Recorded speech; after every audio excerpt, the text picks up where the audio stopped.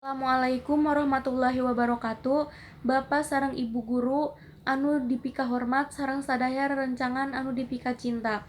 Langkung ti payun mangga urang sanggakeun puji sareng syukur kahadirat Allah Subhanahu wa taala anu parantos maparin nikmatna ka urang sadaya dugi katiasa urang ngariung dina ieu tempat dina kaadaan sehat walafiat. Shalawat sareng salam mangga urang panjatkeun ka junjungan Nabi alam Nabi panungtung anu parantos masihan cahaya kaimanan ka para umatna, nyaeta Nabi panutan urang sadaya Habibana wa Nabiyana Nabi Muhammad sallallahu alaihi wasallam.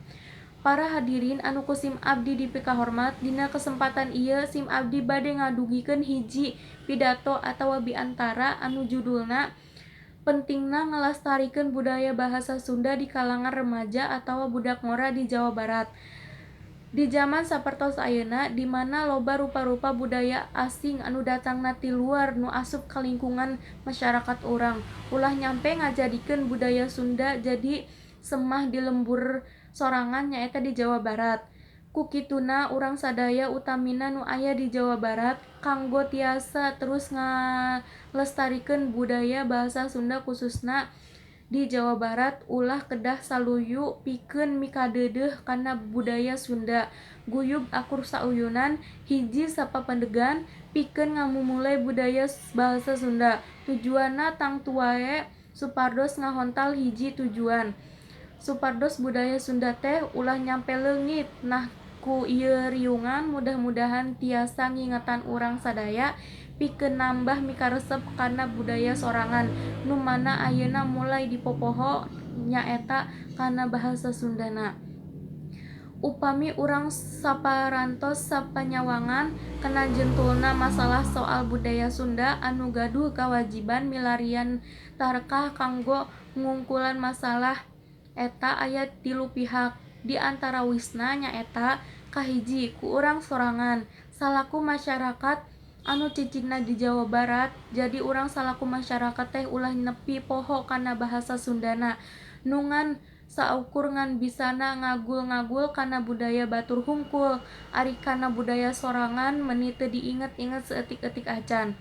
Urang sadaya kedah ngarobah pandangan anu ngarasa era lamun nyarita ku bahasa Sunda nganggap dirina maju jeung modern lamun nyarita ka bahasa asing nepi ka loba kolot anu henteu ngarasa perlu ngajarkeun bahasa jeung budaya ka katurunana. Kadua, ka para seniman anu ngagaduhan kagungan parigalen dina widang seni Sunda kedah gaduh kawajiban kanggo ngawanohkeun budaya Sunda ka para nonoman.